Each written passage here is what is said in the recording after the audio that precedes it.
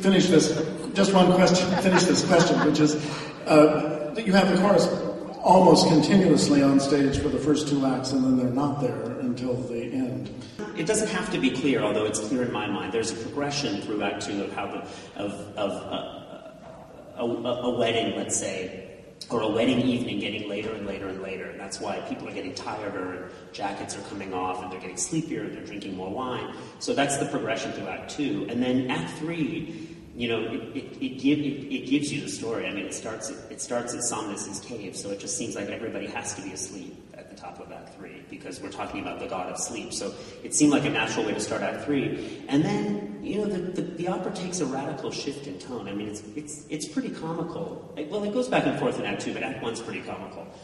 Act 3 really changes tone as soon as Jupiter enters, and Jupiter and Semele have their final, you know, hashing out of what she wants and what he's going to give her, and you know, and then she dies, and it's not a comic death, you know, and so it just felt right to let the chorus go away at that point, let the story just be two people on stage. Before we leave the chorus, let me just say that the demands of the chorus in this piece are unusual because, as Ellen said, the operas that he had written earlier, the Italian operas, didn't really have choruses, and they certainly didn't have any pieces as complex as the choruses that are in this piece, and no fugues like those, for example. And Handel, because he never staged it, didn't have to make the chorus ever memorize this music. It's very complicated music for being on the stage and acting and singing. Ellen, you were bursting to say something about this. Well, the great shock for me was that Semele marries Athamas at the end, because in the oratorio, and of course in the story, she dies. And then, of course, her sister, Apollo, comes and says that, all right, now, what we declare is that Ino should marry Athamas. And then they sing the chorus about Bacchus, which is her unborn child rescued by Jupiter and raised in his thigh. And so it seems very strange to me to have her and Athamas together at the end. And that's what I would like you to talk about more. You know, why that decision? In my history with this piece, I have to confess, I've always thought of Athamas as rather undesirable. So it doesn't strike me as any win for Semele at the end.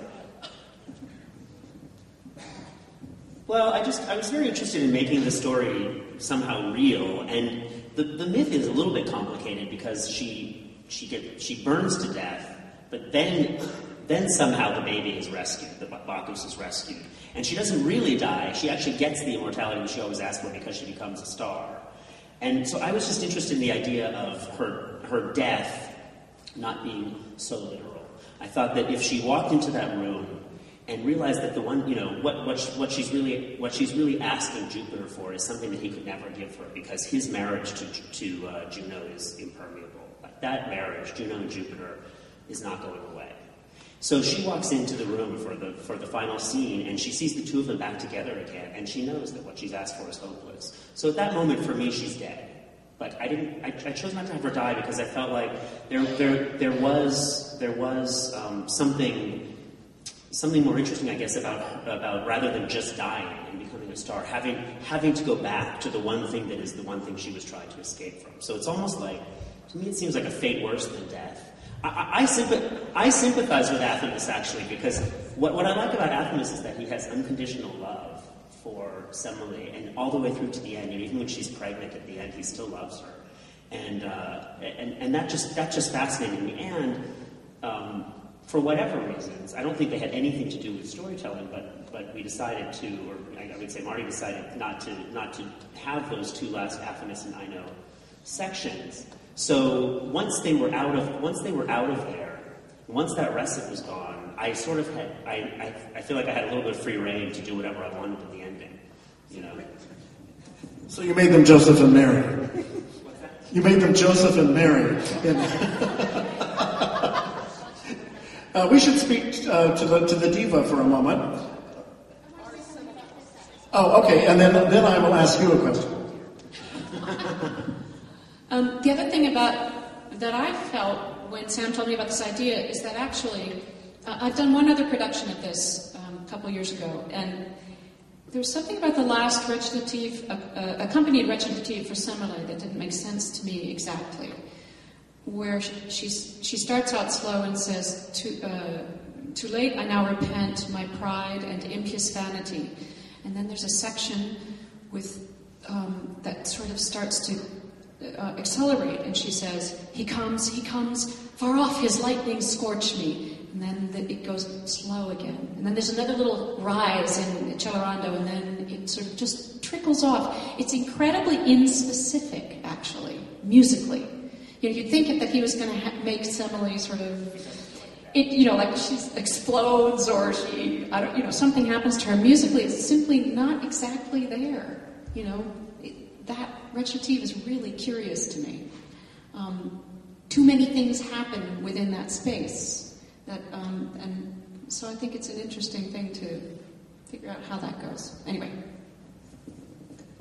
About that last recitative, my feeling was when I first got to know the piece that almost any other composer or any of us, if we were given this libretto and had to think about what to do, what would happen with the music, you'd assume that would be a climactic moment, musically, that all kinds of wild things would break out. Imagine what Wagner would do with that when she's burning up at the end, or Monteverdi, or most composers, and it's not. I mean, it's very dramatic, it's very beautiful, and it's very, but it's much more internal than you'd expect, and it's shorter too.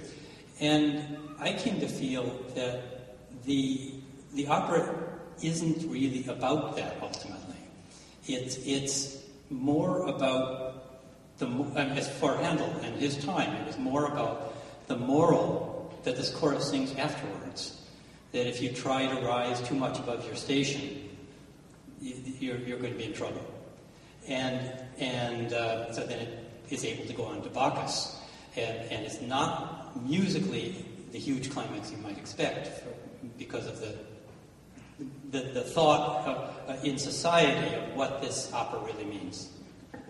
Well, also, in a sense, the story is over at that point. It's a little as if there were an aria for Marcello and Musetta at the end of La Boheme.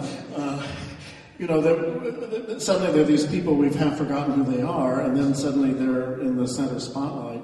The music is wonderful in that scene, but I can see why you did that. You spoke of Wagner, and our friend Lisa here has sung more notes than Isolde did ever, and probably more than all three Brunhildes combined. This is probably the most challenging soprano role of the Baroque period. What part of it are you afraid of?